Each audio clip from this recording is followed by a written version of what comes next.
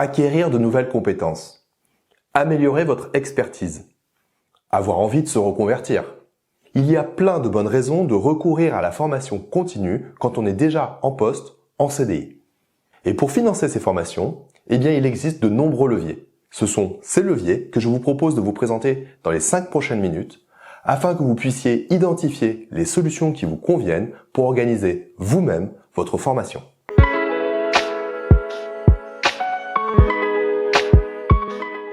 Bonjour et bienvenue à toutes et à tous, c'est Aurélien de Perrenne. Je suis très content de vous retrouver aujourd'hui pour cette nouvelle vidéo durant laquelle je vais vous présenter les différents dispositifs qui existent en France pour financer vos formations. Pour un salarié en contrat à durée indéterminée, un CDI, il est capital de se former régulièrement dans sa carrière. Se former permet à la fois l'acquisition de nouvelles compétences, l'évolution professionnelle et le maintien de sa valeur sur le marché du travail. Les coûts associés à une formation peuvent parfois constituer un frein, et c'est normal. Heureusement, nous avons la chance en France d'avoir un grand nombre de dispositifs de financement disponibles qui peuvent soutenir vos projets de formation. Commençons tout de suite la revue de ces dispositifs. Le premier dispositif que je souhaite vous présenter est le compte personnel de formation, dit CPF. Depuis sa mise en place en 2015, il a révolutionné l'accès à la formation professionnelle pour les travailleurs en France. En effet, ce dispositif offre une plus grande liberté et une plus grande responsabilité à chaque individu dans la gestion de son parcours de formation. Pour faire simple, nous avons tous un CPF que nous pouvons utiliser à tout moment de notre parcours professionnel. Grâce à votre compte personnel de formation, vous avez à la fois la possibilité de financer des formations visant à renforcer vos compétences pour votre job actuel, mais également de financer des formations dans le but de votre évolution de carrière. Enfin, ce dispositif vous permet également de suivre des formations pour votre enrichissement personnel, même si celles-ci ne sont pas directement liées à votre activité actuelle. Dès lors que votre formation ne se déroule pas pendant vos heures de travail, vous n'êtes pas dans l'obligation d'informer votre employeur de votre choix d'utiliser votre CPF et de votre volonté de vous former. Concernant son fonctionnement, le CPF fonctionne comme un compte en ligne, alimenté tout au long de la vie active d'un individu. Chaque salarié cumule des droits à la formation en euros qu'il peut donc utiliser à tout moment. Actuellement, nous cumulons tous 500 € par année travaillée sur notre CPF. Grâce à la plateforme Mon Compte Formation, vous pouvez facilement consulter votre solde CPF et découvrir l'ensemble des formations éligibles. Pensez-y! À noter qu'en cas de crédit insuffisant, vous avez également la possibilité de demander à votre employeur d'abonder votre CPF. Et votre employeur aura souvent intérêt à accepter cette demande car les formations permettent en général de renforcer les compétences de ses employés et ainsi de mieux répondre aux besoins de l'entreprise.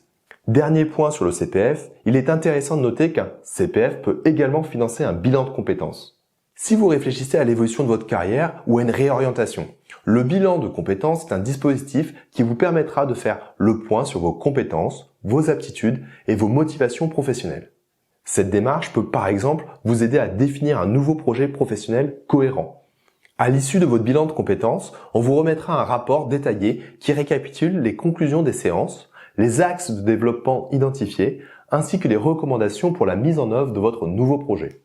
Un bilan de compétences peut vraiment être très intéressant. Et si vous êtes dans ce genre de réflexion, encore une fois, pensez bien que vous pouvez réaliser ce bilan gratuitement grâce à votre CPF. Le deuxième levier qui existe pour faire financer une formation consiste à passer par un OPCO. Alors, qu'est-ce qu'un OPCO ? C'est un opérateur de compétences qui est chargé de collecter les fonds de la formation professionnelle et d'accompagner les entreprises dans le financement et la mise en œuvre des actions de formation de leurs collaborateurs. Pour faire simple, la société pour laquelle vous êtes salarié cotise chaque année à un OPCO et a, en contrepartie, le droit de solliciter cet OPCO pour faire financer certaines formations pour ses collaborateurs. Si vous avez envie ou besoin de vous former, vous devez dans ce cas indiquer à votre employeur votre besoin et ce sera à lui de solliciter l'OPCO de référence en constituant un dossier de financement. Pour information, il existe 11 OPCO qui sont chacun dédiés à des branches d'activité spécifiques. Votre entreprise est donc rattachée à l'un de ces OPCO en fonction de son secteur d'activité. Vous voyez à l'écran la liste de ces OPCO et leur affectation par branche d'activité. N'hésitez pas à faire pause sur cette vidéo pour identifier l'OPCO qui vous concerne. Je profite de ce point sur les OPCO pour vous parler un petit peu du dispositif Calliope dont vous avez sûrement déjà entendu parler. Calliope est un référentiel qualité pour les prestataires de formation. Et depuis le 1er janvier 2022, chaque organisme de formation doit obtenir la certification Calliope pour que les formations qu'il propose puissent être finançables publiquement. Autrement dit, les OPCO ne seront en mesure de financer des formations que si l'organisme qui l'anime a obtenu la certification Calliope. Si vous avez identifié une formation qui vous plaît, pensez à regarder si l'organisme qui la propose est certifié Calliope avant de demander sa prise en charge par votre employeur. Attention, chaque OPCO fonctionne différemment, mais globalement, leurs fonds ne sont pas illimités. Ils ont souvent un budget annuel. Aussi, je vous recommande d'essayer de déposer vos dossiers le plus tôt possible dans l'année civile pour optimiser vos chances de prise en charge. Le troisième dispositif que je souhaite vous présenter est le CPF de transition professionnelle. En place depuis le 1er janvier 2019, le CPF de transition, également appelé projet de transition professionnelle, est directement destiné aux salariés désirant se reconvertir professionnellement. Il finance toutes les formations éligibles au CPF permettant une transition vers un nouveau métier. Vous pouvez être éligible à ce dispositif dès lors que vous avez été en poste pendant 24 mois, dont 12 dans l'entreprise actuelle. Si vous remplissez les critères d'éligibilité et avez identifié la formation adaptée à votre futur métier, la première étape consiste à postuler auprès de l'organisme de formation concerné. Ce dernier vérifiera si le parcours envisagé correspond bien à votre projet professionnel. En cas de validation de votre candidature, si la formation se déroule pendant vos heures de travail, vous devrez demander une autorisation d'absence à votre employeur au plus tard 120 jours avant le début de la formation. Votre employeur ne peut pas refuser votre demande. Il peut éventuellement reporter votre départ en formation de 9 mois maximum si votre absence risque de perturber le fonctionnement de l'entreprise. Si vous avez ce projet, pensez à bien échanger régulièrement avec votre employeur pour valider les conditions de formation et faire en sorte que cela se passe au mieux pour tous. Une fois votre demande initiale effectuée, vous pourrez ensuite constituer un dossier auprès de l'organisme Transition Pro de votre région. Ce dossier sera enfin examiné par une commission, à savoir la Commission paritaire interprofessionnelle régionale, CPIR, dans le but de valider la cohérence de votre projet. Le financement d'une formation peut également se faire par l'entreprise avec la mise en place d'un plan de formation.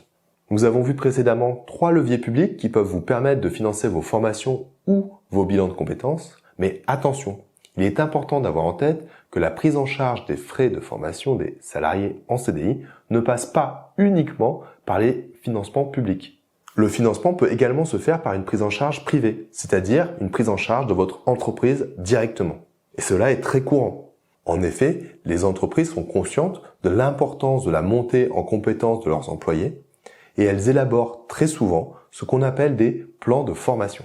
Ces plans sont des outils stratégiques visant à identifier les besoins en compétences, à définir les actions de formation adaptées et à contribuer au développement professionnel des collaborateurs. L'élaboration d'un plan de formation est souvent réalisée en collaboration avec les managers, les RH et les salariés directement. Ainsi, si vous ressentez un besoin en formation dans le cadre de votre quotidien professionnel, pensez bien à faire remonter votre besoin à votre manager ou à votre RH dès que vous l'avez identifié. Il n'est pas nécessaire, par exemple, d'attendre les entretiens annuels. Plus vous transmettrez votre besoin tôt, plus vite votre société pourra l'intégrer dans son plan de formation et plus rapidement elle pourra répondre à vos attentes. Et vous l'avez compris, le financement des plans de formation pourra provenir des fonds propres de votre entreprise ou du budget annuel existant auprès de son OPCO. Le dernier levier que je souhaitais vous présenter dans cette vidéo concerne les dirigeants. Et oui, sachez qu'un dirigeant qui a suivi un programme afin d'acquérir de nouvelles compétences peut également bénéficier d'une prise en charge. Le principal dispositif existant est le crédit d'impôt sur les dépenses de formation. De la même façon que pour les salariés en CDI, les dépenses éligibles à ce crédit sont les actions de formation professionnelle directement, ainsi que les bilans de compétences. Le financement public se fait, dans ce cas, dans un crédit qui sera directement soustrait au solde de l'impôt sur les bénéfices dus par l'entreprise. À noter que ce crédit est plafonné à 40 heures de formation par année civile et par entreprise et que le taux horaire applicable est celui du SMIC en vigueur. Voilà, vous savez l'essentiel sur les financements existants pour vos formations. Il est clair que la formation constitue un atout indéniable pour tout salarié désireux de progresser dans sa carrière, car cela permet de rester compétitif sur le marché du travail. Choisir de se former, c'est investir dans son avenir, dans sa capacité à s'adapter aux évolutions du marché du travail et dans sa propre valorisation en tant que professionnel. N'oubliez pas que la formation n'est pas seulement une question de compétences techniques. C'est également un moyen de développer des soft skills, d'accroître sa confiance en soi et d'élargir ses horizons professionnels. En saisissant ces opportunités de formation et en utilisant les outils de financement adéquats, vous pourrez non seulement développer vos compétences, mais aussi ouvrir de nouvelles perspectives professionnelles. J'espère que cette vidéo a été intéressante pour vous et que vous retiendrez notamment toutes les opportunités qu'apporte la démarche de formation continue. Sur notre page YouTube, vous trouverez chaque mois de nouvelles vidéos pour découvrir les dispositifs sur la fiscalité, la comptabilité, la création d'entreprise et donc la formation à ces sujets.